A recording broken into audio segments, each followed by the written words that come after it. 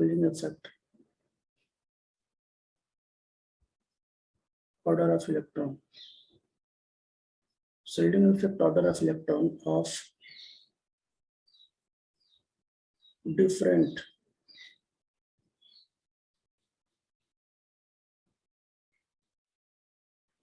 subset.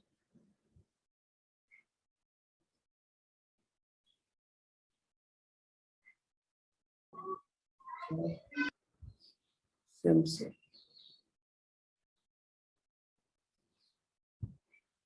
ये देख लीजिए डिफरेंट सबसेल, लेकिन उसका सेल नंबर सेम होगा। सेल नंबर सेम समझ रहे हैं ना, जैसे 4s 4p 4d 4f, तो इसका सेल क्या है, सेम है। सेल क्या है इसका, सेम है, लेकिन सबसेल क्या है बच्चों, डिफरेंट डिफरेंट। सेल सेम है लेकिन सबसेल इसका डिफरेंट डिफरेंट है।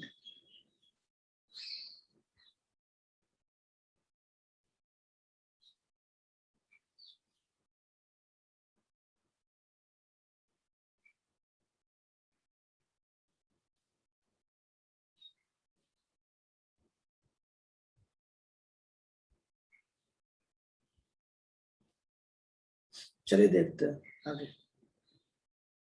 तो अगर मैं बात करूं तो सबसे अच्छी जो शील्डिंग होती है एस की होती है, एस और पी की शील्डिंग सबसे अच्छी होती है। लेकिन अगर मैं बात करूं डी की शील्डिंग थोड़ी बेकार होती है और एफ की शील्डिंग और बेकार होती है। वैसे तो आपको ये पता है, अगर मैं शील्डिंग इफेक्ट के बारे में बात करूं तो शील्डिंग इफेक्ट में ये ऑर्डर होता है, इसका एक्सप्लेनेशन मैं बता चुका हूँ ऑलरेडी, है ना। तो यहाँ ये जो बच्चों ये जो शील्डिंग है ना, ये शील्डिंग ये पुअर स्क्रीनिंग है, मतलब डी और एफ में जो इलेक्ट्रॉन होते हैं बहुत बेकार शील्ड करते हैं, बहुत बेकार स्क्रीन इफेक्ट डालते हैं, है ना। और बच्चों एस और पी की जो स्क्रीनिंग होती है ना बहुत अच्छी होती है।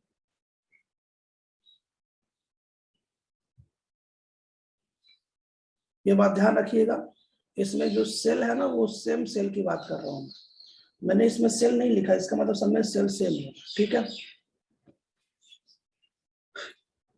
ना। अब बच्चों आपको पता है ना कि एस ऑर्बिटल जैसे जैसे इसका जो रीजन है मैंने आपको बता रखा है कि जो मोर डिफ्यूज होगा बच्चों ना, ऑर्बिटल जो ज्यादा डिफ्यूज होगा ना, मैंने बताया था ना इसके साइड बता के ज्यादा डिफ्यूज होगा, ऐसे करके मैंने एग्जांपल बताया था, है ना। कि अगर चारों ओर से किसी एक लोग को सर्किल कर लें, फिर ऐसे दो, मैंने इसके लिए आपको ऑलरेडी बता रखा है। आप बस याद रखिए कि एस और पी की स्क्रीनिंग सबसे अच्छी होती है और डी और एफ की स्क्रीनिंग सबसे कम होती है, ये बात ध्यान रखिएगा। तो बच्चे इसकी स्क्रीनशॉट ले लीजिए, जल्दी से स्क्रीनशॉट लीजिए।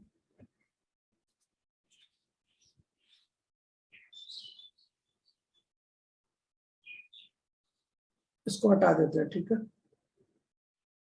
बच्चों। हमारा जो टॉपिक है वो है एटॉमिक रेडियस, मतलब एटम का रेडियस, है ना। आपको अच्छे से पता है कि एटॉमिक रेडियस को हमें वास्तव में तो एटम का रेडियस हमें 4 तरीकों से पढ़ना है। अगर आपको एटॉमिक रेडियस याद हो तो एटॉमिक रेडियस हमें पढ़ना है, वो 4 तरीकों से पढ़ना है। मैं ये करके जल्दी जल्दी बता देता हूँ। एटॉमिक रेडियस की डिफिनेशन क्या होता है, नॉर्मल डिफिनेशन पूछ रहा हूँ। जैसे ये न्यूक्लियस है बच्चों, और न्यूक्लियस के बाहर ये पहला सेल है ना बच्चों। ये न्यूक्लियस के बाहर का ये सेकेंड सेल है,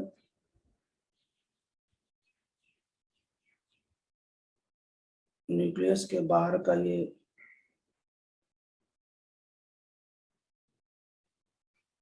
थर्ड सेल है,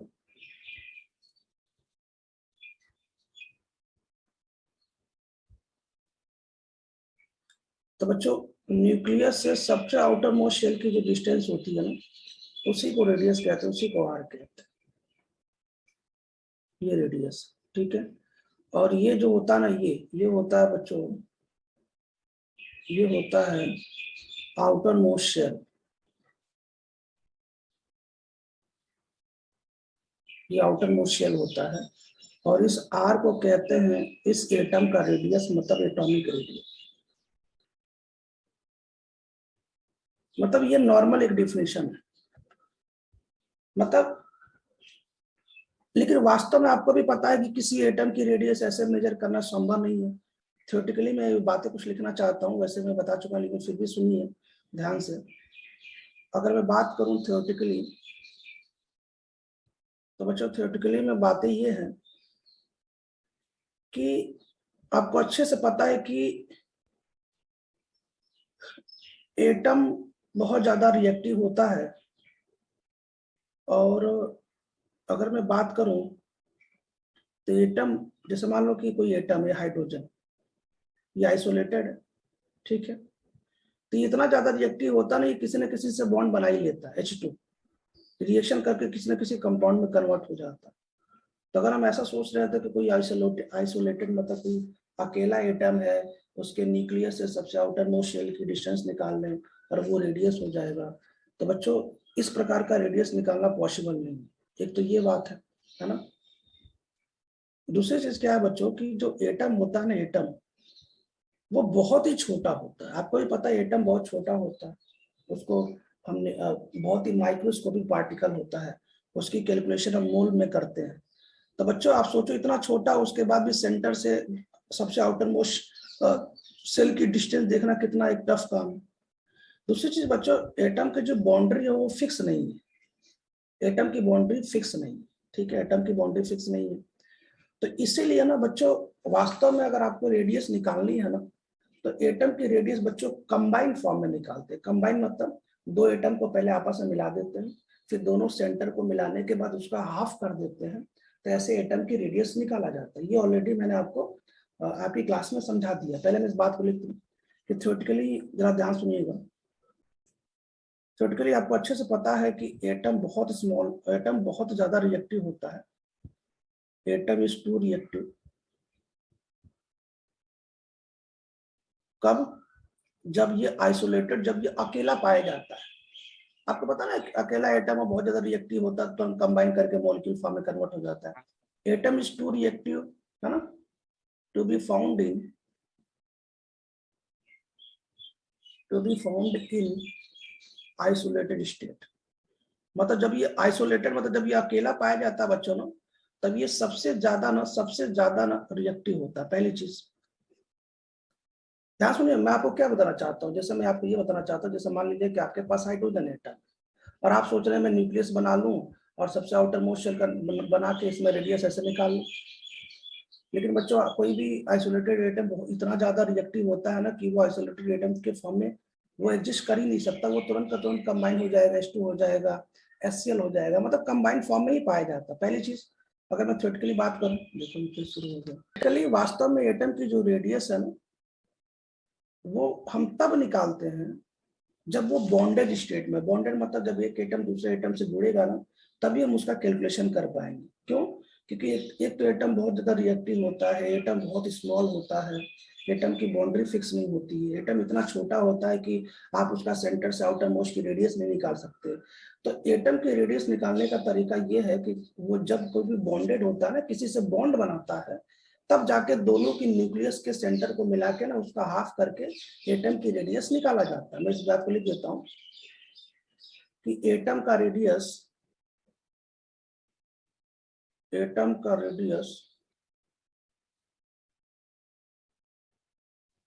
ठीक है।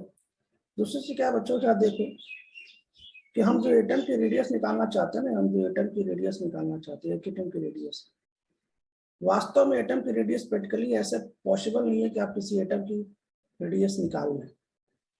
प्रैक्टिकली अगर आप किसी एटम को निकालना चाहते हैं ना, तो उसको बॉन्डेड स्टेट में ही निकाल सकते हैं।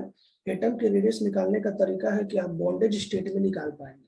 एटम का जो रेडियस है वो आप बॉन्डेड स्टेट में फाइंड कर पाएंगे, बॉन्डेड स्टेट में ही संभव है फाइंड करना। तो इस बात को अगर एक बार समझो तो अच्छी बात है।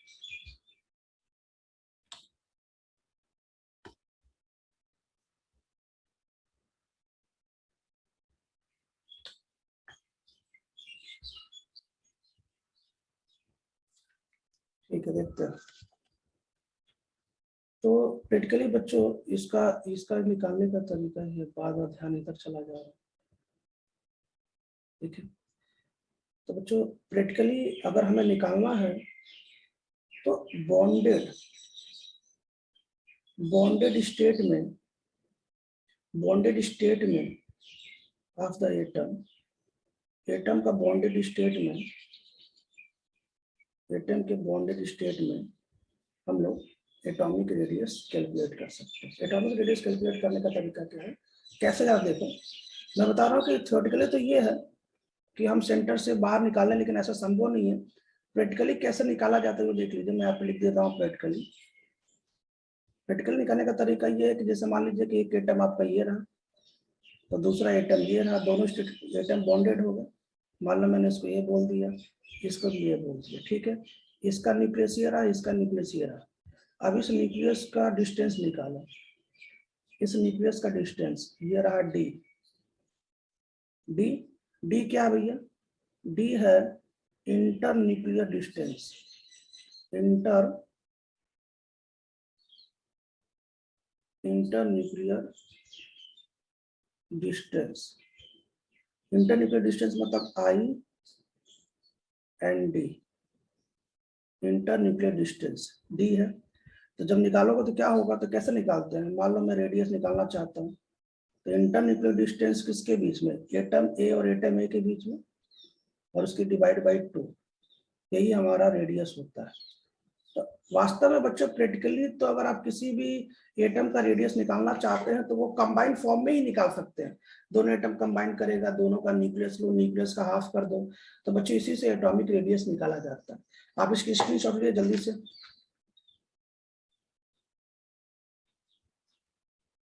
इंटर न्यूक्लियर डिस्टेंस को बच्चों आईएनडी बोलेंगे, ये बात ध्यान रखिएगा। आईएनडी मतलब इंटर न्यूक्लियर डिस्टेंस। एक एक करके बताते हैं ना, इंटर न्यूक्लियर डिस्टेंस को आईएनडी बोलेंगे। तो जरा देखो एटॉमिक रेडियस के बारे में थोड़ा सा एक लाइन और देख लीजिए एटॉमिक रेडियस के बारे में। या देखो बच्चों एटॉमिक रेडियस कितने प्रकार का है। वास्तव में एटॉमिक रेडियस अगर मैं बात करूं तो ये कोवेलेंट रेडियस, इसलिए मैंने जानबूझ के पीडीएफ रखा, क्यों हो सकता है कि हाँ, ये कोवेलेंट रेडियस एक होता है, वंडरवाल रेडियस होता है और मेटेलिक रेडियस होता है। आयनिक रेडियस तो इसी का पार्ट है, लेकिन मैंने फिर भी इसमें जोड़ दिया। तो हमें 4 प्रकार का आयनिक रेडियस पढ़ना है। वैसे तो वास्तव में हमें ये 3 देखना है, कोवेलेंट रेडियस, वंडरवाल रेडियस और मेटेलिक रेडियस, ये क्या होता है इनके बारे में देखना है, ठीक है। तो एक एक करके हम तीनों के बारे में देखते हैं। एक बार फिर सुन लीजिए, कोवेलेंट रेडियस मतलब आर, ऐसे लिख देंगे कोवेलेंट RCOV, ठीक है। अगर मैं मेटेलिक रेडियस की बात करूंगा तो RMET मेटेलिक रेडियस, ठीक है। अगर मैं वंडरवाल रेडियस यहाँ पे ना सेकंड में, तो वंडरवाल रेडियस मतलब RWR वंडरवाल रेडियस, वंडरवाल। और ये क्या है metallic radius, RMET metallic radius. तो बच्चों हम लोग 3 तरीके से बात करेंगे, covalent radius, van der Waals radius, metallic radius, ठीक है। इसकी बात हम लोग करेंगे। अब आगे देखिए, पहले इसकी स्क्रीनशॉट लीजिए कि करके देखते हैं। बच्चों मैं डायरेक्ट बताऊंगा ना, एक एक करके डायरेक्ट बताऊंगा।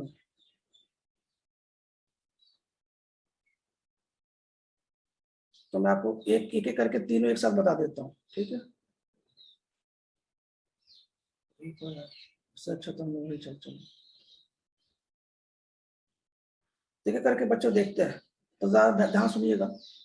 आपको अच्छे से पता है कि जैसे मान लो ये एटम ये रहा और एक एटम ये रहा, जब दोनों एटम एक दूसरे से ओवरलैपिंग करते हैं तो इसी से कोवेलेंट बॉन्ड बनता है, ठीक है। और इसके न्यूक्लियर डिस्टेंस, इसका न्यूक्लियर डिस्टेंस ये रहा और इसका न्यूक्लियर डिस्टेंस ये रहा। अगर मैं इसके न्यूक्लियर डिस्टेंस की बात करूं यहाँ से लेकर यहाँ तक की, इसको हम लोग D1 बोलेंगे, D1। तो बच्चों इसका जो रेडियस है ना, R कोवेलेंट रेडियस है, तो बच्चों ये क्या हो जाएगा, D1/2 हो जाएगा, ठीक है। ये रहा आपका सेकेंड, यहाँ पे हेडिंग डाल देता हूँ। कोवेलेंट समझता है ना, कोवेलेंट बॉन्ड कब बनता है, जब एक एटम दूसरे एटम से ओवरलैप कर लेता है तो वहां से कोवेलेंट बॉन्ड बनता है। और उनके न्यूक्लियस को मिला दीजिए और उसका डिस्टेंस ले लीजिए, डिस्टेंस का हाफ कर दीजिए बच्चों, इसी को बोलेंगे कोवेलेंट रेडियस। ये हो गया D1/2, ठीक है।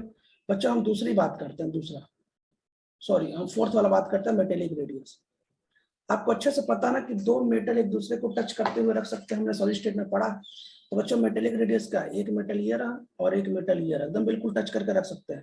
देखो दोनों में अंतर क्या है, ये दोनों एटम तो एक दूसरे से ओवरलैप करके रख रहा है, देख रहा है ओवरलैप, तभी तो कोवेलेंट बॉन्ड बनेगा। लेकिन इन दोनों को रखने का पर्पस क्या है, इन दोनों को केवल और केवल एक दूसरे से टच करके रख सकते हैं, देख लीजिए। अब कैसे निकालेंगे, ये रहा इसका सेंटर, ये रहा इसका सेंटर, दोनों के बीच का डिस्टेंस निकाल लीजिए, दोनों का बीच का डिस्टेंस, दोनों का बीच का डिस्टेंस क्या आ जाएगा, d2 आ जाएगा, यहाँ से यहाँ तक बीच का डिस्टेंस। तो अगर मैं पूछूं कि मेटेलिक रेडियस क्या है, तो आर मेटेलिक रेडियस क्या है, आर मेटेलिक रेडियस, तो आप क्या बोलेंगे, सर ये जो आपने d2 निकाला है इसका डिवाइड बाई 2 कर दीजिए। सही। तीसरा देखते हैं बच्चों, आपको अच्छे से पता है कि ये जो मैंने वांडरवाल रेडियस बताया था, क्या बताया था, दो मॉलिक्यूल के बीच में पाया जाता है, ऐसे चीज के बीच में पाया जाता है जो दूसरों से रिएक्शन ना करे, इनर्ट वाले में पाया जाता है, और तब पाया जाता है जब ये दूर दूर हो। ये याद रखिए, मैंने बताया था ना, वांडरवाल रेडियस एक नॉन बॉन्डेड स्टेट में पाया जाए। नॉन बॉन्डेड मतलब जैसे मान लो एक मॉलिक्यूल हमारा ये रहा और एक मॉलिक्यूल ये रहा, याद रखिएगा ये जो वांडरवाल रेडियस है, मैं ये बात लिखा चुका हूं कि ये नॉन बॉन्डेड स्टेट में पाया जाता है। नॉन बॉन्डेड मतलब के बीच में बॉन्ड नहीं बनेगा, बॉन्ड नहीं बने मतलब दूर रहेंगे। ये देखो, अगर मैं इनके बीच की डिस्टेंस यहाँ से, इनके बीच की डिस्टेंस यहाँ से अगर मैं d3 कर दूं, d3 अगर मैं d3 कर दूं, तो यहाँ मैं वांडरवाल रेडियस की बात करूं, वांडरवाल, तो बच्चों ये d3/2 हो जाएगा। तो मैंने एक साथ आपको बता दिया, देख लीजिए, आयनिक रेडियस को छोड़ के मैंने कोवेलेंट रेडियस क्या बता दिया, मैंने वांडरवाल रेडियस क्या बता दिया, मैंने मेटेलिक रेडियस क्या बता दिया। अब मुझे बता दीजिए सबसे बड़ा रेडियस किसका दिख रहा है,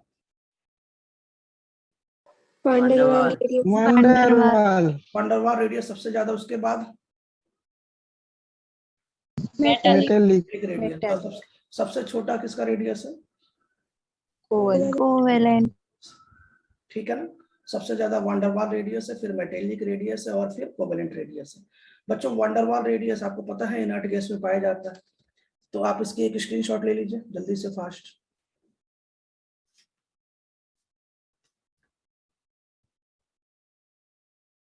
आगे देखते हैं।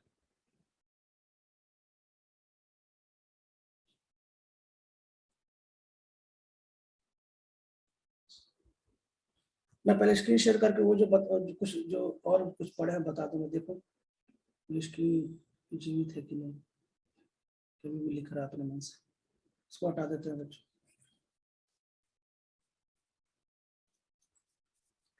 तो बच्चों एटॉमिक रेडियस में भी कई रेडियस है ना, आपको पता है, कोवेलेंट रेडियस में भी कई रेडियस है। जब दोनों एटम सेम हो, जब दोनों एटम डिफरेंट हो, जब दोनों की इलेक्ट्रोनेगेटिव डिफरेंट हो, याद है स्टीवेशन और शूमेकर फॉर्मूला भी उसमें आता है, ध्यान है। हाँ तो वही बता रहा हूँ, जा देखो एक बार ध्यान से, जा देखो सब लोग ध्यान से। बच्चों अभी मैं यहाँ पे नोट डाल के मैंने आपको क्या बताया कि अगर मैं कोवेलेंट रेडियस की बात करूं, अगर मैं कोवेलेंट रेडियस की बात करूं, जरा देखो जरा, तो कोवेलेंट रेडियस क्या होता है, देखो जरा समझो। जैसे मान लो कि एक एटम हमारे पास ये रहा और एक एटम ये रहा, दोनों आपस में ओवरलैप कर लिए, तो इनकी जो डिस्टेंस है, इनके जो डिस्टेंस है, अगर मैं इनकी डिस्टेंस ले लूं, अगर मैं ये डिस्टेंस ले लूं, ये डिस्टेंस मान लीजिए कि अगर मैं इसके सेंटर को ऐसे मिलाऊं, मान लीजिए बच्चों ये रहा आर, ये रहा सॉरी ए और ये रहा ए, ठीक है। और मैं अगर मैं बात करूं डिस्टेंस की बात करूं बच्चों, तो डिस्टेंस अगर मैं बात करूं, तो पहले मैं आधा बात करूं, तो क्या ये इधर वाला रेडियस ए का हो जाएगा, इधर भी रेडियस ए का हो जाएगा। अब मैं डिस्टेंस की बात करूं, डिस्टेंस इनके बीच में ए और ए के बीच में, तो अगर मैं आपसे पूछूं कि डिस्टेंस एटम ए और ए के बीच में क्या है, तो आप बोलेंगे क्या कि आप ए की रेडियस ले लीजिए और सर जो दूसरा एटम है उसकी रेडियस ले लीजिए, दोनों को ऐड कर दीजिए, इसे बोलते हैं आपका डिस्टेंस दोनों एटम के बीच का। अब ऐसा क्यों बताना, ज्यादा ध्यान से सुनना। लेकिन बच्चों ये तो एटम सेम, ये तो एटम सेम, मान लो एटम डिफरेंट हो गया तो, मान लो एटम डिफरेंट हो गया तो एक एटम मैंने फिर से बना लिया और बच्चों एक एटम हम फिर बना लिए, ये रहा ए ले लिया और ये रहा बी ले लिया, ठीक है। अब बच्चों ये रहा ऐसे, ये रहा ऐसे। अब मान लो कि बच्चे इसके बीच की डिस्टेंस फिर वही सीन, सबसे सब वही सीन, क्या सीन वही कि अगर मैं इनके बीच की डिस्टेंस ऐसे निकालूं, इनके बीच की डिस्टेंस निकालूं, किसके बीच की डिस्टेंस, ए एटम और बी एटम के बीच की डिस्टेंस निकालूं, तो क्या होगा जरा सोचो बच्चों, इसके बीच की डिस्टेंस क्या हो जाएगा, आर ए, और इसके बीच की डिस्टेंस आर बी हो जाएगा। तो अगर मैं बात करूं कि डी ए बी क्या हो जाएगा, डी ए बी। लेकिन बच्चों इसमें एक समस्या है, क्या समस्या, जरा ध्यान सुनिए। देखो ये फिर से चला है। प्रॉब्लम ये है बच्चों ना, इसमें छोटी सी प्रॉब्लम ये है कि अगर मैं बात करूं,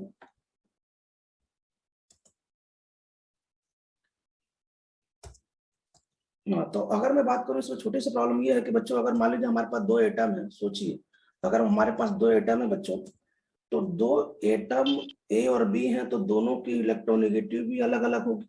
तो जैसे मुझे बात बताओ, जैसे मान लो कि एटम ये है, एक एटम, ये दोनों ओवरलैप करके अपने आप पड़े रहेंगे और दोनों की रेडियस निकाल लेंगे। लेकिन बच्चों ए और बी अलग अलग है, तो दोनों की रेडियस भी क्या होगी, अलग अलग होगी। जब दोनों की रेडियस अलग अलग होगी तो बच्चों जब दोनों पास में ओवरलैप करेंगे, तो जिनकी जिसका जिसका इलेक्ट्रोनेगेटिविटी ज्यादा होगा वो दूसरे को और भी खींच के पास में लाएगा। तो बच्चों जो ऊपर की रेडियस उससे थोड़ा सा छोटा हो जाएगा। क्यों? जैसे मुझे बात बताओ, अगर मैं ए और बी के बीच में रेडियस पूछूं तो आप क्या बोलेंगे? आप बोलेंगे सर ए और बी के बीच में जो रेडियस होगी, अगर मैं आपसे पूछूं ए और बी के बीच में रेडियस क्या होगी, तो आप बोलेंगे सर ए और बी के बीच में रेडियस वास्तव में तो ऐसा होना चाहिए क्या कि आर ए, मतलब ए की रेडियस और बी की रेडियस। याद रखिएगा यहाँ पे ए और बी, ए और बी की इलेक्ट्रोनेगेटिविटी क्या है, डिफरेंस है। जब इलेक्ट्रोनेगेटिविटी डिफरेंस है बच्चों, तो जिसकी इलेक्ट्रोनेगेटिविटी ज्यादा होगी वो दूसरे दूसरे एटम को और पास में खींच के लाएगा, तो और पास में खींच के लाएगा तो ज्यादा ओवरलैपिंग करेगा तो रेडियस और कम हो जाएगा। तो ये तो गारंटी है कि ये रेडियस इतना तो नहीं होगा, कुछ ना कुछ कम होगा। कितना कम होगा? ये 0.09, और दोनों की इलेक्ट्रोनेगेटिविटी का डिफरेंस डेल्टा ई एम, बच्चों इतना रेडियस कम हो जाएगा। और बच्चों इसी को बोलते हैं स्टीवेंसन एंड शूमेकर फॉर्मूला। अगर आपको शायद याद हो, आपको ध्यान बच्चों। अच्छा मुझे बताइए, ऊपर वाले में केवल ऊपर वाले में यहाँ पे माइनस करके दूसरा फॉर्मूला क्यों नहीं आया? इसलिए नहीं आया बच्चों कि ये जो ए है और ये जो ए है दोनों की इलेक्ट्रोनेगेटिविटी सेम है। तो जब आप पास में आएंगे तो बिल्कुल आपको ओवरलैप करके आप दोनों का रेडियस निकाल लीजिए, हो गया डिस्टेंस। लेकिन बच्चों इसमें डिफरेंस है। क्या डिफरेंस है? जब दोनों पास में ओवरलैप करेंगे तो जिनकी इलेक्ट्रोनेगेटिविटी ज्यादा होगी वो और पास में खींच के लाएगा। तो इतना तो पक्का है कि ये जो रेडियस है इससे थोड़ा सा कम हो जाएगा। कितना कम हो जाएगा? 0.09। और इसका मैंने मॉड क्यों ले लिया? डेल्टा एन समझते हैं ना, डेल्टा एन का मतलब होता है इलेक्ट्रोनेगेटिविटी का डिफरेंस, किसमें, ए और बी के बीच में। तो ये फॉर्मूला है बच्चों, ये फॉर्मूला आपको याद रखना है। इस फॉर्मूले का जो नाम है Stevenson and shoemaker formula. Shoemaker जिसने दिया था उसी का नाम पे ये फॉर्मूला है, shoemaker and Stevenson, Stevenson formula. बच्चों आप दोनों में डिफरेंस देख लीजिए, दोनों में डिफरेंस क्या है, जरा एक बार फिर देख लीजिए दोनों में डिफरेंस क्या है बच्चों। दोनों में डिफरेंस ये है कि बच्चों ऊपर वाले में ये है कि ऊपर वाले में दोनों एटम सेम था, इसलिए दोनों की रेडियस आपने ले लिया, इलेक्ट्रोनेगेटिविटी का डिफरेंस बिल्कुल नहीं था। लेकिन नीचे वाले में इलेक्ट्रोनेगेटिविटी का डिफरेंस है, इसलिए ऐसा हुआ। जल्दी से स्क्रीनशॉट ले लीजिए फास्ट।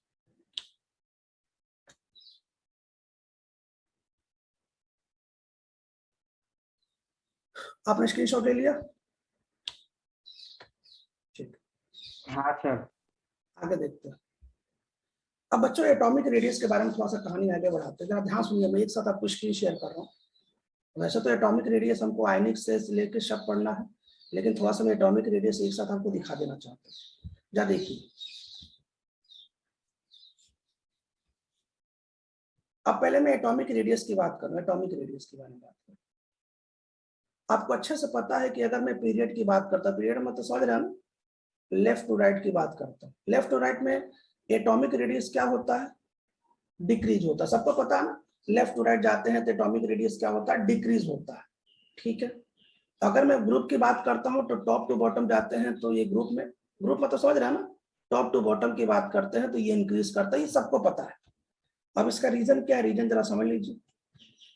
देखो रीजन क्या है, अगर मैं पीरियड में बात करूं तो जेड इफेक्टिव इंक्रीज करता है ना, सॉरी, हाँ ठीक है। अगर मैं पीरियड की बात करूं बच्चों, अगर मैं पीरियड की बात करूं, पीरियड में समझ रहे हो ना, लेफ्ट टू राइट की बात करूं, लेफ्ट टू राइट की बात करूं तो बच्चों लेफ्ट टू राइट में जेड इफेक्ट इंक्रीज करता। हमने कल ही सॉल्व किया था, 0.65 0.65 ऐसे करके बढ़ता। देखो हमने बोरान सॉल्व किया था, हमने कार्बन सॉल्व किया था।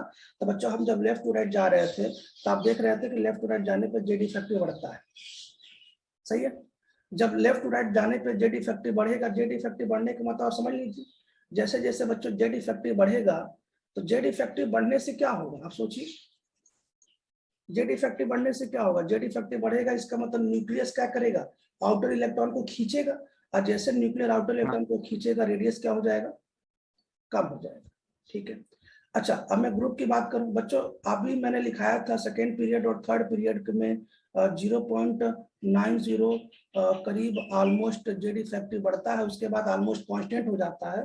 तो बच्चों यदि मैं ग्रुप की बात करूं तो ग्रुप में जो जेड इफेक्टिव होता है वो लगभग कांस्टेंट होता है, ऑलमोस्ट कांस्टेंट होता है, लेकिन थोड़ा डिक्रीज होता है, लेकिन कांस्टेंट लगभग होता है। तो बच्चे फिर ग्रुप में बात कैसे करते हैं, तो ग्रुप में बच्चों क्या होता है, नंबर ऑफ सेल बढ़ता है, नंबर ऑफ सेल बढ़ता है, याद है ना, अगर मैं सेकंड की बात करूं सेकंड सेल, थर्ड की बात करूं थर्ड सेल, और जैसे नंबर ऑफ सेल बढ़ेगा बच्चों साइज बढ़ जाएगी। तो खैर आपको तो ये रीजन पता ही, हम डायरेक्ट पहले काम की बातें करते हैं, डायरेक्ट काम की बातें करते हैं। ठीक है बच्चों, आप देख लीजिए, अगर मैं टॉप टू बॉटम की बात करूं, टॉप टू बॉटम की बात करूं, आप देख लीजिए टॉप टू बॉटम में नंबर ऑफ सेल यहाँ पे क्या है 6 है, यहाँ पे नंबर ऑफ सेल 7 है, ये 5 है, ये 4 है, ये 3 है, ये 2 है, ये 1 है। टॉप टू बॉटम जाने पे जैसे जैसे ऑर्बिट या नंबर ऑफ सेल बढ़ेगा, रेडियस अपने आप मतलब साइज अपने आप बढ़ती जाएगी एटम की। खैर अब हम लोग डायरेक्ट क्वेश्चन की बात करें, देखो बच्चों ये पूरा पीरियोडिक टेबल का एक साथ एटॉमिक रेडियस बताने जा रहा हूं, जरा सब स्क्रीन पे देखिएगा, मैं थोड़ा सी इसकी साइज बढ़ा देता हूँ। सबको दिख रहा, बिल्कुल ध्यान से देख रहा हूं सब लोग। सबसे पहले हम बात करेंगे ग्रुप के हिसाब से, सबसे पहले हम किसके हिसाब से बात करेंगे, ग्रुप के हिसाब से। ग्रुप मतलब हम टॉप टू बॉटम की बात करेंगे, ऊपर से नीचे वाले क्वेश्चन की बात करेंगे। ये देखो बच्चों, ये ग्रुप के हिसाब से बात कर रहा हूँ, देख लो ये ग्रुप के हिसाब से बात कर रहा हूँ, ये भी देखो ये ग्रुप के हिसाब से बात कर रहा हूँ, देख रहा हूँ ना, ये ग्रुप के हिसाब से बात कर रहा हूँ। तो सबसे पहले ग्रुप के हिसाब से मैं आपको समझा देता हूँ, फिर लेफ्ट टू राइट के हिसाब से समझाऊंगा। बच्चों मैं आपको बताना चाहता हूँ कि आपको अच्छे से पता है, अभी थोड़ी देर पहले हमने बताया, एक बार फिर सुन लो बच्चों, टॉप टू बॉटम जाने पे, टॉप टू बॉटम जाने पे number of shell, number of shell क्या होते हैं, नंबर ऑफ सेल बढ़ते हैं, लेकिन जेड इफेक्टिव ऑलमोस्ट क्या होता है बच्चों, जेड इफेक्टिव ऑलमोस्ट क्या होता है, कांस्टेंट होता है। नंबर ऑफ सेल बढ़ेंगे तो रेडियस क्या होगा, रेडियस आपका इंक्रीज करेगा। तो बच्चों ये इधर का जो टॉपिक है ये एस ब्लॉक का है। तो बच्चों एस ब्लॉक में कोई एक्सेप्शन नहीं है, कोई एक्सेप्शन नहीं मतलब अगर आप ऊपर से नीचे की तरफ जाएंगे तो एटॉमिक रेडियस बढ़ेगा, एटॉमिक रेडियस बढ़ेगा मतलब सबसे ज्यादा फ्रेंशियम का, उससे कम सीजियम का, फिर रुबिडियम का, फिर पोटेशियम का, फिर सोडियम का, फिर लिथियम का, फिर हाइड्रोजन का, कोई एक्सेप्शन नहीं है बच्चों। अगर मैं यहाँ बात करूँ तो यहाँ भी बच्चों कोई एक्सेप्शन नहीं, कोई एक्सेप्शन नहीं मतलब सबसे ज्यादा रेडियम का, फिर बेरियम का, फिर ये फिर ये फिर ये दो हो गया एस ब्लॉक का। एस ब्लॉक का समझ में आ गया। हम बात करते हैं पी ब्लॉक। बच्चों पी ब्लॉक में सबसे पहले बात करते हैं हम इनर्ट फैमिली का। बच्चों इसमें भी कोई एक्सेप्शन नहीं है, टॉप टू बॉटम जाने पे बढ़ता कोई एक्सेप्शन नहीं। अगर मैं हेलोजन फैमिली की बात करूंगा बच्चों, हेलोजन फैमिली में कोई एक्सेप्शन नहीं है, सबसे ज्यादा एस्टेटिन का होता है, फिर आयोडीन, फिर ब्रोमीन, फिर क्लोरीन, फिर फ्लोरीन। अगर मैं ऑक्सीजन फैमिली की बात करूंगा बच्चों, ऑक्सीजन फैमिली में भी कोई एक्सेप्शन नहीं। देख लीजिए ऑक्सीजन फैमिली में टॉप टू बॉटम जाने पे बढ़ता है तो सबसे ज्यादा पोलोनियम का, फिर टेलोरियम का। अगर मैं नाइट्रोजन फैमिली की बात करूंगा बच्चों, तो नाइट्रोजन फैमिली में भी कोई एक्सेप्शन नहीं है, कोई एक्सेप्शन नहीं मतलब नाइट्रोजन फैमिली में सबसे ज्यादा बिस्मथ का होता है, फिर एंटीमनी, फिर आर्सेनिक, फिर फास्फोरस, फिर नाइट्रोजन। अगर मैं कार्बन फैमिली की बात करूंगा तो कार्बन फैमिली में भी कोई एक्सेप्शन नहीं है। तो मैंने आपको क्या बताया, पी ब्लॉक में कार्बन फैमिली से लेके इनर्ट फैमिली में कोई एक्सेप्शन नहीं है, टॉप टू बॉटम जाने पे बढ़ता है, तो आपको यही आंसर क्लिक करना है। लेकिन बच्चों सबसे बड़ा एक्सेप्शन आता है बोरान फैमिली। बोरान फैमिली में क्या होता है, देखो बोरान फैमिली में नियम के अनुसार क्या आना चाहिए, ये बैगन, आलू, गाजर, इनको तो ये ऑर्डर है। तो सबसे ज्यादा किसका आना चाहिए, टीएल का, फिर आईएन का, फिर जीए का, फिर ये, मतलब ये ऑर्डर होना चाहिए। क्यों, क्योंकि ये ऑर्डर होता है, जबकि आपको पता है ये ऑर्डर नहीं होता। फिर ऑर्डर क्या होता है, आपको पता है कि बोरान फैमिली एक ऐसा फैमिली है जिसमें दो प्रकार का एक्सेप्शन पाया जाता है। कैसे, मैं इसको दिखा देता हूं नीचे, पहले मैं आपको बोरान फैमिली स्पेशली दिखा दूं। हाँ ये देखिए बोरान फैमिली। बच्चों आपको पता है ना कि इन दोनों के बीच में डीडी कंट्रैक्शन पाया जाता है। आपको पता है ना डीडी कंट्रैक्शन किसे कहते हैं, डी ब्लॉक में पुअर शिल्डिंग होती है तो डी ब्लॉक में रखे हुए इलेक्ट्रॉन न्यूक्लियस के ज्यादा दायरा खींच जाते हैं। और आपको ये भी पता है कि डीडी कंट्रैक्शन ना डी ब्लॉक के अलावा एक जगह और भी पाया जाता है। आपको अच्छे से पता है ये किसमें पाया जाता है बच्चों, ये गैलियम में। गैलियम में क्यों, क्योंकि बेचारा ये जिंक के बाद इसकी पोजीशन आ जाती है, तो मैंने बताया था ना गेहूं के साथ गुण भी पिस जाता है। तो बच्चों इन दोनों के बीच में डीडी कंट्रैक्शन पाया जाता है, तो फिर ये गैलियम थोड़ा सा ऊपर चला जाता है और बच्चों इन दोनों के बीच में लेंथेनाइट कंट्रैक्शन पाया जाता है। मैंने आपको बताया था ना कि बोरान फैमिली एक ऐसा फैमिली है जिसमें दो प्रकार के एक्सेप्शन पाए जाते हैं, एक तो डीडी कंट्रैक्शन और एक लेंथेनाइट कंट्रैक्शन। तो जरा देखो ऑर्डर क्या होगा, मेरी बात सुनो सबसे ज्यादा देखो। अब इन दोनों के बीच में लेंथेनाइट कंट्रैक्शन, तो लेंथेनाइट कंट्रैक्शन होने के कारण बच्चों, तो वास्तव में जरा ध्यान सुनिएगा, मैं इसको ऊपर ले जा रहा हूं जहां हम लोग पढ़ रहे थे।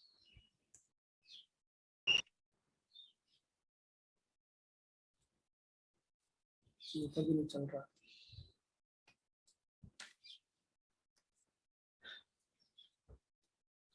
बच्चों बोरान फैमिली सबसे ज्यादा एक्सेप्शन होते हैं, बात ध्यान रखिएगा। हाँ तो इधर देखिए, तो बच्चों होता क्या ना, देखो होता क्या है ना कि बोरान के बाद बोरान के बाद वैसे नंबर किसका ना, एल्युमिनियम का, लेकिन नंबर किसका आता है, गैलियम का। उसके बाद नंबर किसका आता है, एल्युमिनियम का। इसका रीजन क्या लिखेंगे बच्चों, इसका रीजन ये लिखेंगे कि यहाँ से यहाँ तक डीडी ट्रांजिशन पाए जाते हैं, इसी कारण एल्युमिनियम की साइज थोड़ी सी छोटी हो जाती है, गैलियम की साइज थोड़ी सी बड़ी हो जाती है। खैर ये हो गया। उसके बाद नंबर किसका आता है बच्चों, उसके बाद नंबर आता है, अच्छा ये जो आयन है ना और ये जो टीएल है, आयन और टीएल, बच्चों इंडियम और थैलियम की जो साइज है ना, नियम के अनुसार ये लगभग ऑलमोस्ट बराबर होती है, लेकिन टीएल की साइज थोड़ी सी बड़ी होती है, थोड़ी सी एकदम हल्की सी बड़ी होती है। देखो एक बार फिर सुन लो, इन दोनों के बीच में डीडी ट्रांजिशन पाया जाता है और इनके बीच में आपका लेंथेनाइट ट्रांजिशन पाया जाता है, लेकिन फिर भी इनके ऑर्डर में कोई एक्सेप्शन नहीं है।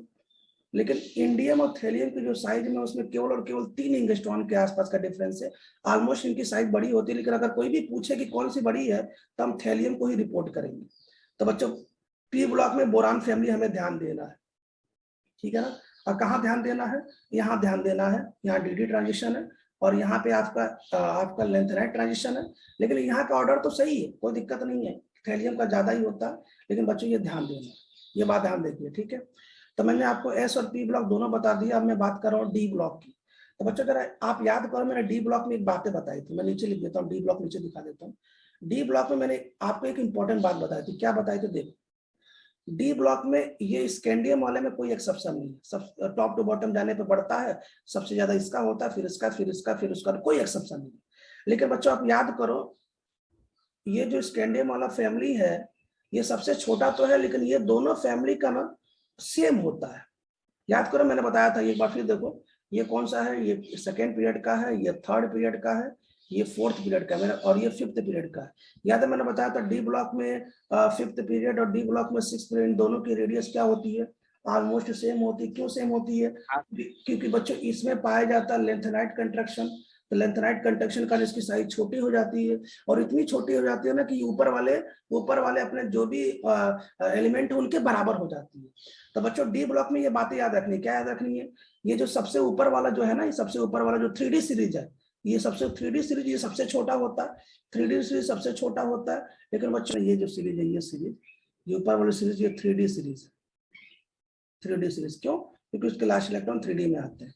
ये जो सीरीज है कौन सीरीज है, 4D सीरीज, और ये सीरीज कौन सी है, ये 5D सीरीज, ठीक है।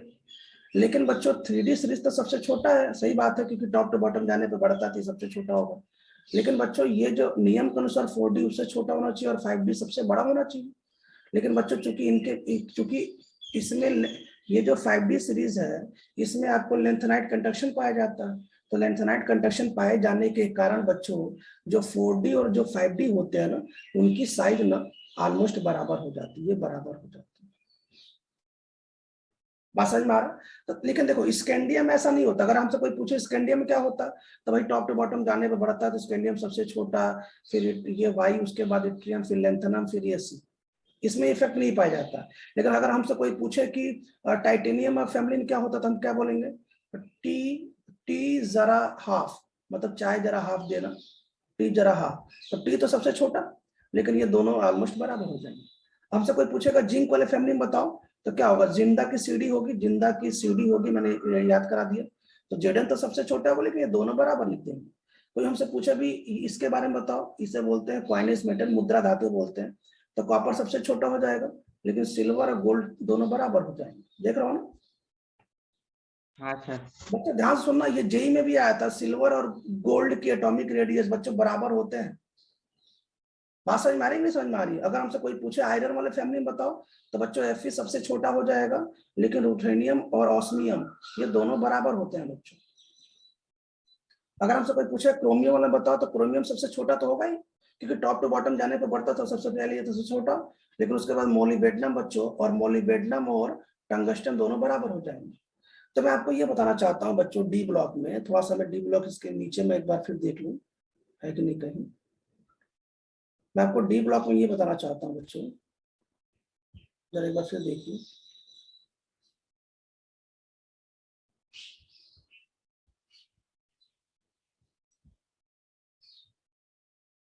बच्चों एक बार जरा फिर से डी ब्लॉक देख लो। बच्चों डी ब्लॉक में मैंने क्या बताया, ये जो फैमिली है, ये जो है ये 3D सीरीज है, और ये वाला जो है ये 4D सीरीज है, और ये है ये 5D सीरीज। तो बच्चों 5D सीरीज मतलब लेंथनम के बाद आता है, लेंथनम मतलब 57 के बाद आता है। तो अगर आप याद करो, 57 के बाद जितने भी एलिमेंट है सब में लेंथनाइट कंट्रैक्शन पाया जाता है। लेंथनाइट कंट्रैक्शन मतलब उनकी साइज थोड़ी छोटी हो जाती है, और इतनी छोटी है तो ऊपर वाले के बराबर हो जाती है। तो अगर मैं बात करूं तो 3D सबसे छोटा होगा, सही बात है, नियम के अनुसार 4D होना चाहिए, फिर 5D होना चाहिए, लेकिन बच्चों इस 5D में लेंथनाइट कंट्रैक्शन पाया जाता है, इसी का इसकी रेडियस छोटी हो जाती है, और इतनी छोटी होती है कि ये 4D के बराबर हो जाती है। तो बच्चों एक साथ मैं आपको पीरियोडिक टेबल क्यों दिखा रहा हूं, ताकि हो सकता है कोई भी क्वेश्चन आ जाए, जिंक वाला फैमिली आ जाए, कॉपर वाला आ जाए, तो हमें ऊपर वाले को सबसे छोटा करना है और बाकी 4D 5D को बराबर कर देना। क्यों? क्योंकि हमें पीरियोडिक टेबल याद है। लेकिन याद रखिएगा, स्कैंडियम वाले में बिल्कुल छेड़छाड़ नहीं करनी है। स्कैंडियम का वही ऑर्डर है, टॉप टू बॉटम जाने पे बढ़ता है। तो बच्चों मुझे एक बात फिर बता दो, पीरियोडिक टेबल में कहाँ कहाँ एक्सेप्शन, एक बार फिर देख लो बच्चों, पीरियोडिक टेबल में कहाँ कहाँ एक्सेप्शन है। आप सभी से रिक्वेस्ट एक बार फिर देख लीजिए, मैं पीरियोडिक टेबल फिर ओपन करता हूँ, एक बार फिर देख लीजिए पीरियोडिक टेबल में क्या एक्सेप्शन है। नीचे में पीरियोडिक टेबल ये रहा पीरियोडिक टेबल, एक बार फिर देखिए। मैं बात कर रहा हूँ किसकी बात कर रहा हूँ, मैं ग्रुप की बात कर रहा हूँ। ग्रुप मतलब मैं टॉप टू बॉटम की बात कर रहा हूँ। टॉप टू बॉटम जाने पर रेडियस क्या होता है, बढ़ता है ना। रेडियस क्यों बढ़ता है? क्योंकि नंबर ऑफ सेल बढ़ते हैं, नंबर ऑफ सेल बढ़ते हैं, नंबर ऑफ सेल बढ़ते हैं, इसलिए बढ़ता है। जेड इफेक्ट यहाँ पे ऑलमोस्ट क्या होता है, जेड इफेक्ट यहाँ पे ऑलमोस्ट कांस्टेंट होता है। चलिए देखते हैं बच्चों, इन दोनों में कोई एक्सेप्शन नहीं, इन दोनों में कोई एक्सेप्शन नहीं मतलब क्या हुआ, एस ब्लॉक का जो ऑर्डर है वही होगा। अगर मैं बात करूं इन दोनों की बात करूं बच्चों, इन दोनों में कोई एक्सेप्शन नहीं है। कोई एक्सेप्शन नहीं मतलब सबसे ज्यादा फ्रेंशियम का, फिर सीजियम का, फिर रुबिडियम का, फिर पोटेशियम का, फिर सोडियम, फिर लिथियम, सबसे छोटा हाइड्रोजन होता है। ठीक है। अगर मैं इसकी बात करूं तो बच्चों इसमें भी कोई एक्सेप्शन नहीं होता। अगर मैं स्कैंडियम परिवार की बात करूं तो बच्चों इसमें भी कोई एक्सेप्शन नहीं होता। मतलब क्या हुआ, मतलब ये हुआ कि स्कैंडियम बेचारा सबसे छोटा हो जाएगा, इट्रियम उसके बाद, फिर लेंथनम उसके बाद हो जाएगा, फिर एक्टिनियम उसके बाद हो जाएगा। बच्चों अगर मैं कार्बन फैमिली की बात करूं तो कार्बन फैमिली में कोई एक्सेप्शन नहीं होता। मतलब क्या हुआ, सबसे ज्यादा आपका लेड का, फिर टीन का, फिर जर्मेनियम का, फिर सिलिकॉन का, सबसे छोटा कार्बन का। बच्चों नाइट्रोजन में भी कोई एक्सेप्शन नहीं, मतलब जो ऑर्डर है टॉप टू बॉटम जाने पे बढ़ता है। ऑक्सीजन फैमिली में भी कोई एक्सेप्शन नहीं है, थोड़ी सी इसकी बढ़ा दूं, कोई एक्सेप्शन नहीं। बच्चों हेलोजन फैमिली में कोई एक्सेप्शन नहीं, इनर्ट फैमिली में भी कोई एक्सेप्शन नहीं, कोई एक्सेप्शन नहीं, मतलब टॉप टू बॉटम जाने पे बढ़ता है तो बढ़ता है बच्चों, कोई टेंशन नहीं। अब डायरेक्ट आपको ऑप्शन टिक लगाना है। अगर आपको पीरियोडिक टेबल याद है, पीरियोडिक टेबल तो मैंने बहुत पहले आपको याद करा दिया। अब एक्सेप्शन कहाँ पे है बच्चों, एक्सेप्शन यहाँ पे है बोरान फैमिली में। तो बोरान फैमिली में केवल आपको ध्यान रखना है एल्युमिनियम और गैलियम। क्या ध्यान रखना है कि बच्चों सबसे छोटा बोरान का होगा, लेकिन उसके बाद एल्युमिनियम का नंबर नहीं, गैलियम का नंबर आएगा, फिर एल्युमिनियम का नंबर आएगा। इसका रीजन हमें क्या बोलना है, इसका रीजन बोलना है बच्चों डीडी ट्रांजिशन बोलना है। क्या बोलना है, डीडी ट्रांजिशन बोलना है। ठीक है बच्चों, उसके बाद इंडियम और थैलियम का दोनों का ऑलमोस्ट सिमिलर होता है, बराबर होता है। लेकिन अगर मैं पूछूं इंडियम और थैलियम में, तो थोड़ा सा थैलियम बड़ा होता है। मतलब इसमें एक्सेप्शन तो है, मतलब इसमें रीजन तो है लेंथनाइट कंट्रैक्शन, लेकिन ऑर्डर तो लगभग सेम होता है, इसमें कोई टेंशन नहीं। तो ये बात समझ में आ गई, सबसे कम बोरान का, उसके बाद गैलियम का, फिर एल्युमिनियम का, फिर इंडियम का, फिर थैलियम का। चलिए हो गया। अब बच्चों अब आगे सुनो, ये जो ऊपर वाली सीरीज है ये 3D सीरीज है, इसका सबसे छोटा होता है। ये 4D सीरीज है, और ये बच्चों 5D सीरीज है। तो नियम के अनुसार बच्चों, नियम के अनुसार सबसे छोटा 3D होना चाहिए, फिर 4D होना चाहिए, फिर 5D होना चाहिए। क्यों? क्योंकि टॉप टू बॉटम जाने पे बढ़ता है। लेकिन बच्चों ये जो 5D सीरीज है, ये जो 5D सीरीज है, ये 57 के बाद आता है, और 57 के बाद के एलिमेंट सबके सब एफ ब्लॉक में आते हैं, और एफ ब्लॉक की सीडलिंग बहुत पुअर है, तो न्यूक्लियस इसको खींच लेता है, इसलिए उसकी साइज छोटी हो जाती है, और इतनी छोटी होती है बच्चों की ये 4D और 5D की दोनों बराबर हो जाती है। तो बच्चों मैं बताता हूँ, इसकी सबसे छोटी इन दोनों की बराबर हो जाएगी, इसकी सबसे छोटी इन दोनों के बराबर हो जाएगी, इसकी सबसे छोटी इन दोनों की बराबर हो जाएगी, इसकी सबसे छोटी इन दोनों की बराबर हो जाएगी, सबसे छोटी इन दोनों की बराबर हो जाएगी। निकल सबसे छोटा, लेकिन प्लेटिनम और प्लेटिनम की साइज बराबर हो जाएगी, सबसे छोटा लेकिन इनमें बराबर हो जाएगी। जिंक का सबसे छोटा, लेकिन कैडमियम और Hg की बराबर हो जाएगी। अगर आपसे कोई पूछे रीजन क्या है, तो हमें केवल एक ही रीजन देना है कि बच्चों इसमें लेंथेनाइट कंडक्शन पाया जाता है, इसलिए 4D और 5D सीरीज की रेडियस बराबर होती है। तो मुझे बता दो जरा, क्या हमने पूरे पीरियोडिक टेबल को एक बार में देख लिया? हम ग्रुप की बात कर रहे हैं। हाँ सर। तो बच्चों ग्रुप में मैंने आपको एक बार पूरे पीरियोडिक टेबल बात कर रहा हूं। अब हम लेफ्ट टू राइट की बात कर रहे हैं, लेफ्ट टू राइट की। तो बच्चों लेफ्ट टू राइट में हम बात कर जाते हैं, हाँ सुनना, लेफ्ट टू राइट में सबसे ज्यादा इंपॉर्टेंट बात करूंगा इसकी, डी ब्लॉक की। याद रखिएगा, लेफ्ट टू राइट में बात कर रहे हैं डी ब्लॉक की। डी ब्लॉक में आपको पता है ना, डी ब्लॉक में 21 स्कैंडियम से लेकर जिंक तक का नंबर आता है। मैंने बताया था कि ये मोस्ट इंपॉर्टेंट है, और मैंने बताया था एक्सेप्शन का, ये महा एक्सेप्शन है बच्चों। इसके रीजन के पीछे हम लोग नहीं जाएंगे, डायरेक्ट याद करेंगे। क्या रीजन याद करेंगे? मैंने बताया था ना, इसको याद करने का तरीका क्या है, स्कूटी है ना, स्कूटी में जिंक, स्कूटी में जिंक मतलब सबसे, देखो जरा स्कूटी में जिंक देख लो बच्चों, स्कूटी में जिंक। अच्छा मुझे एक बात और पहले शुरू करने से पहले मुझे बता दो, लेफ्ट टू राइट जाने पे क्या होता है? लेफ्ट टू राइट जाने पर सर जेड इफेक्टिव बढ़ता है, ठीक है। जेड इफेक्टिव बढ़ेगा मतलब न्यूक्लियस ज्यादा मजबूत होगा, न्यूक्लियस ज्यादा मजबूत होगा तो आउटर मोस्ट इलेक्ट्रॉन को खींच लाएगा, तो क्या रेडियस कम हो जाएगी? मतलब लेफ्ट रेडियस कम हो जाती है। इसका मतलब सबसे ज्यादा स्कैंडियम तो होगा ही, सबसे ज्यादा स्कैंडियम होगा, ये कंफर्म है, क्योंकि लेफ्ट टू राइट जाने पे रेडियस कम होता है, तो जो पहले होगा उसकी रेडियस ज्यादा हो जाएगी। लेकिन बच्चों इसमें बहुत एक्सेप्शन है, तो हमें ध्यान रखना पड़ेगा। क्या ध्यान रखना पड़ेगा? स्कूटी में जिंक, उसके बाद वैसे, इसका ऑर्डर पहले आता है ना बच्चों। ये रहा बराबर, बराबर मतलब इनकी रेडियस हमेशा इक्वल होती है, और ये रहा बच्चों कोई नहीं।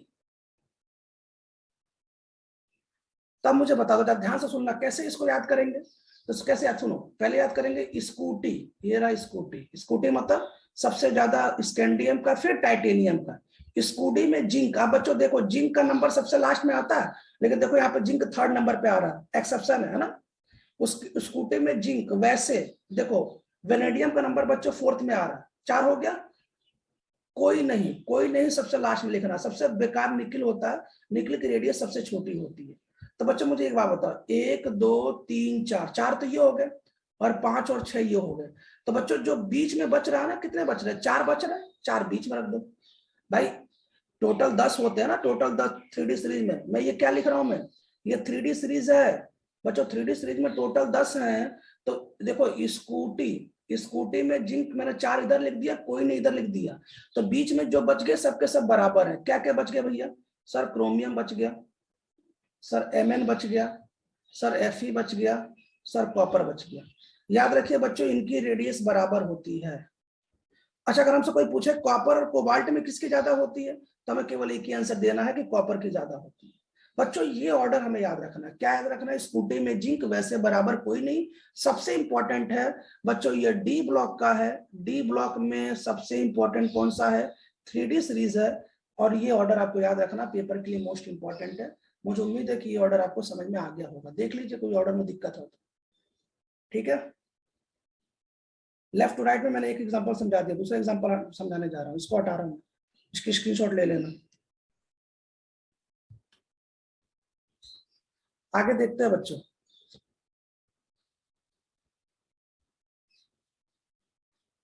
अब जरा इसको देखो, इधर देखो ध्यान से। अब थोड़ा लेफ्ट टू राइट की बात करते हैं। लेफ्ट टू राइट मतलब हमने ग्रुप पढ़ लिया, हमने पीरियड के हिसाब से बात कर रहे हैं, लेफ्ट टू राइट के हिसाब से बात कर रहे हैं। ध्यान सुनिएगा, मैं बार बार कह रहा हूँ लेफ्ट टू राइट में रेडियस क्या होता है? कम होता है। तो अगर मैं हाइड्रोजन हीलियम की बात करूंगा, हाइड्रोजन और हीलियम की बात करूंगा, तो नियम के अनुसार हाइड्रोजन का ज्यादा होना चाहिए, क्योंकि लेफ्ट टू राइट जाने पे कम होता है। लेकिन आपको अच्छे से पता है कि मैं आपको पहले बता दूं, जितने भी इनर्ट गैस होते हैं, जितने भी इनर्ट गैस होते हैं, अगर आपको याद हो तो बच्चों उसमें वंडरवाल रेडियस पाया जाता है, वंडरवाल रेडियस पाया जाता है। और बच्चों वंडरवाल रेडियस आपको अच्छे से पता है, सबसे ज्यादा होता है वंडरवाल रेडियस, वंडरवाल रेडियस सबसे ज्यादा होता है। तो बच्चों ये इनर्ट गैस है, इसमें तो वंडरवाल रेडियस पाया जाएगा, तो इसलिए ये ऑर्डर ऐसे नहीं होता। ये ऑर्डर कैसे होता है? ये ऑर्डर ऐसे हो जाता है, ठीक है। अच्छा, अगर मैं सेकेंड पीरियड की बात करूं, सेकेंड पीरियड की बात करूं, तो बच्चों सेकेंड पीरियड में क्या होता है? सेकेंड पीरियड में बच्चों लेफ्ट टू राइट जाने पे, लेफ्ट टू राइट जाने पे इंक्रीज करता है। सेकेंड पीरियड में लेफ्ट टू राइट जाने पे इंक्रीज करता है। इंक्रीज मतलब सबसे ज्यादा लिथियम का, फिर बेरिलियम का, फिर बोरान का, फिर कार्बन का, फिर नाइट्रोजन का, फिर ऑक्सीजन का, फिर फ्लोरीन का। लेकिन आपको अच्छे से पता है कि इनर्ट गैस में कौन सा रेडियस पाया जाता है? Van der Waals radius. तो इसलिए बच्चों नियॉन सबसे पहले आ जाता है, नियॉन सबसे पहले आ जाता है। तो मैं आपको बताना चाहता हूं कि लेफ्ट टू राइट में कोई एक्सेप्शन नहीं है। केवल एक एक्सेप्शन क्या है कि आपको ना इनर्ट वाले परिवार को सबसे पहले कर देना है, बाकी वही ऑर्डर है। तो जरा एक नियम बना लो। क्या नियम बना लो? कि जितने भी इनर्ट वाले एलिमेंट हैं वो सबसे पहले रहेंगे अपने पीरियड में। अगर मैं P2 की बात करूं तो P2 में इनर्ट वाला पहले रहेगा, बाकी P2 वाला छाप दो। अगर मैं थर्ड पीरियड की बात करूं तो इनर्ट वाला, इनर्ट मतलब पहले, मतलब ये हुआ कि आर्गन पहले रहेगा, बाकी सबको छाप दो। क्यों? क्योंकि इनर्ट वाले एलिमेंट्स में वंडरवाल रेडियस पाया जाता है, और बच्चों वंडरवाल रेडियस सबसे ज्यादा होता है। तो बच्चों मुझे एक बात बताओ, जरा ध्यान से सुनना, आप मुझे एक चीज समझाओ। जरा देखो, हमने लेफ्ट टू राइट में किसकी बात किया? लेफ्ट टू राइट में हमने लेफ्ट टू राइट में पहले फर्स्ट पीरियड की बात की। तो फर्स्ट पीरियड में हीलियम का सबसे ज्यादा आ गया, हाइड्रोजन का कम आ गया। जो हमें ध्यान देना, क्यों ज्यादा होगा? क्योंकि हीलियम में वंडरवाल रेडियस पाया जाता है। अगर मैं सेकंड पीरियड की बात करूंगा तो इसमें कोई एक्सेप्शन नहीं है। बस एक्सेप्शन ये है कि इनर्ट गैस को हमको सबसे ज्यादा पहले रखना है, बाकी ऑर्डर सेम। अगर मैंने थर्ड पीरियड की बात किया, थर्ड पीरियड की बात की, इसमें भी कोई एक्सेप्शन नहीं है। इनर्ट गैस को सबसे आगे छापना है, बाकी सबको पीछे कर देना है। और इसके बाद बच्चों हमने डी ब्लॉक में 3D सीरीज आपको मैंने एक साथ सिखा दिया। क्या? स्कूटी में जिंक वैसे बराबर कोई नहीं। अब मुझे बता दो, क्या हमने लेफ्ट टू राइट और top to bottom atomic radius अच्छे से पढ़ लिया? क्या हम किसी भी एग्जाम में बैठेंगे, कोई भी रेडियस आएगा हम कर लेंगे? अगर किसी को अभी हाँ सर। डाउट हो, अगर किसी स्टूडेंट को अभी भी डाउट हो तो पहले फिर पूछ ले। अगर किसी स्टूडेंट को अभी भी डाउट हो तो फिर पूछ लीजिए। बच्चों सबसे ज्यादा बोरान फैमिली का होता है, ये बात ध्यान रखिएगा, सबसे ज्यादा बोरान फैमिली का होता है। मैंने पीरियोडिक टेबल एक साथ आपको बता दिया लेफ्ट टू राइट में। बच्चों डीडी ट्रांजिशन क्या होता है मैंने इस बारे में लिख भी दिया, वैसे आपके पास नोट्स है, आपको कोई टेंशन लेने की जरूरत नहीं है। डीडी ट्रांजिशन एक जगह ही पाया जाता है, एल्युमिनियम में, सॉरी गैलियम में, बाकी डी ब्लॉक में और पाया जाता है। इसका रीजन मैंने आपको सब बता दिया, वैसे मैंने नोट कर दिया है। अब मुझे बताओ, आप मुझे एक क्वेश्चन का जवाब दो, मैं आपसे एक क्वेश्चन पूछ लूं कि अगर कोई भी क्वेश्चन एटॉमिक रेडियस का आएगा, कोई भी क्वेश्चन एटॉमिक रेडियस का आएगा, कोई भी क्वेश्चन एटॉमिक रेडियस का आएगा, तो वो दो तरीके से आ सकता है। क्या? Top to bottom. Top to bottom मतलब या तो वो ग्रुप में आए, तो क्या बच्चों मैंने पूरे ग्रुप का एक साथ सिखा दिया, S block, P block, D block सबका सिखा दिया, ठीक है। या बच्चों को क्या आ सकता है? Left to right. Left to right की बात करता हूँ, वो पीरियड के अनुसार क्वेश्चन आ सकता है। तो पीरियड के अनुसार हमें केवल एक ध्यान चीज रखना, क्या? कि इनर्ट गैस का सबसे ज्यादा होता है, बाकी सबका ऑर्डर सेम होगा। क्यों? क्योंकि लेफ्ट टू राइट जाने पे आपका जो रेडियस होता है वो कम होता है, कोई एक्सेप्शन नहीं। बस हमें 3D सीरीज का एक ऑर्डर याद रखना है, स्कूटी में जिंक वैसे बराबर कोई नहीं। तो बच्चों मुझे बता दो, क्या आपके पेपर में, गुस्केट में, या किसी भी नीट के और जेई के एग्जाम में यदि रेडियस का कोई भी क्वेश्चन आएगा तो आपसे गलत नहीं होगा ना? क्या मुझे इतना बता दीजिए। हाँ सर, नहीं हाँ होगा। सर, हाँ सर। तो बच्चों हमें रेडियस का टॉपिक समाप्त हो गया है। हमें एक छोटा सा ये टॉपिक पढ़ना है, आयनिक रेडियस क्या है। आयनिक रेडियस के छोटे से क्वेश्चन सॉल्व करने हैं। कल हम लोग पढ़ेंगे आयोनाइजेशन एनर्जी। बच्चों आप देख लीजिए, हम लोग पूरी इनऑर्गेनिक केमिस्ट्री एक साथ कवर कर रहे हैं, चाहे वो डी ब्लॉक का है, चाहे वो एस ब्लॉक का है, चाहे पी ब्लॉक का है। एक साथ रेडियस देख रहे हैं बच्चों, तो एक साथ हम आयोनाइजेशन एनर्जी भी पढ़ाऊंगा, एक साथ इलेक्ट्रॉन एफिनिटी भी पढ़ाऊंगा, एक साथ मैं आपको पूरे पीरियोडिक टेबल को ऑर्डर दिखा दूंगा, जिससे आपके क्वेश्चन गलत न हो। तो बच्चों इसके बाद की जो कहानी हम लोग कल पढ़ेंगे। वैसे मैं ये पीडीएफ भी भेज देता हूँ, कोई बात नहीं, और आपके जो स्क्रीनशॉट है वही भेज देता हूँ। मैं चाहता हूँ कि यहाँ तक आप अच्छे से पढ़ लीजिएगा। लेकिन बच्चों याद रखिएगा, रेडियस के क्वेश्चन नीट में जरूर आएंगे, चाहे गुस्केट में जरूर आएंगे, ये बात ध्यान रखिएगा। तो बच्चों इसके बाद अगर कोई टॉपिक में दिक्कत आएगी तो आप मुझसे पूछ लीजिएगा, इसके बाद हम लोग कल पढ़ेंगे, ठीक है। अच्छा, फिजिक्स में चैप्टर नंबर 7 जैसे समाप्त हो जाएगा बच्चों, उसके बाद मैं टेस्ट ले लूंगा, क्योंकि बच्चों अभी मुझे पता है कि शायद वो समाप्त नहीं हुआ, पेपर में 5, 6, 7 तीनों एक साथ इंक्लूड किए गए हैं। तो मैं चाहता हूँ, देखो टेस्ट को हमने सीरियस लेना भी है, ऐसा नहीं कि मैं भेज दूं फॉर्मेलिटी ले लेना, नहीं। आपका जैसे चैप्टर नंबर 7 सर खत्म कर देंगे, थ्योरी खत्म हो गई है, एग्जाम्पल ऐसे समाप्त हो जाएगा, उसका 1 दिन का समय दूंगा, उसके अगले दिन में हम पेपर लेंगे।